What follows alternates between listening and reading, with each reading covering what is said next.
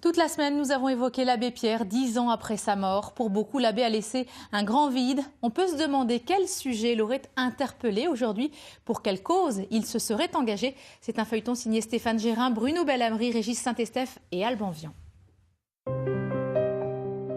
Ça nous paraît être hier.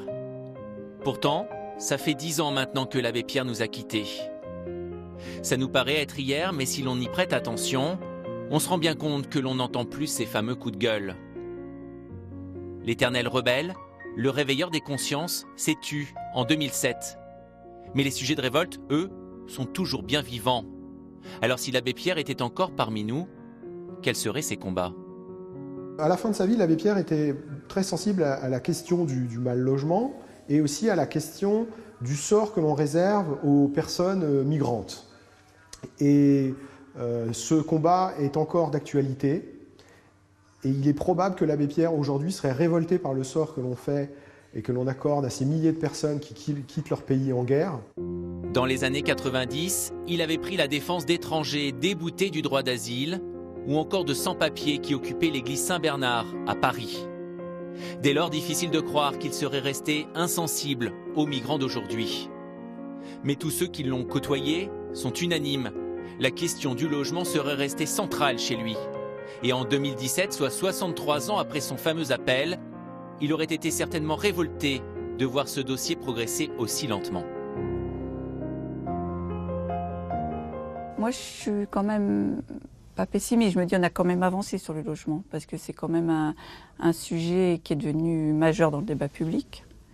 Et qu'on trouve insupportable quand même de ne pas le résoudre.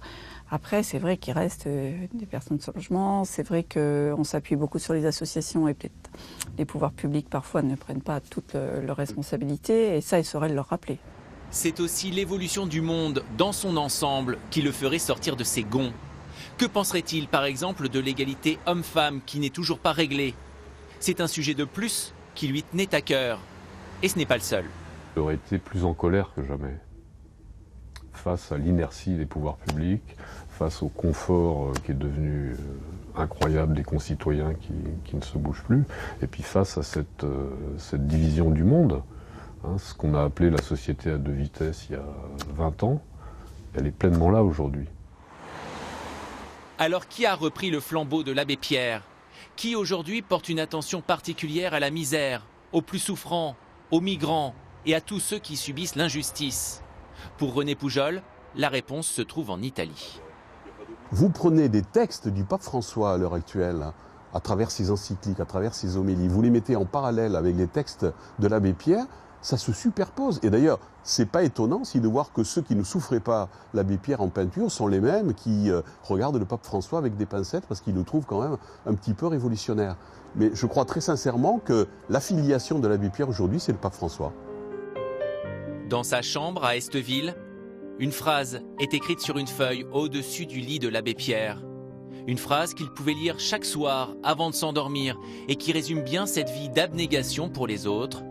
Souviens-toi d'aimer.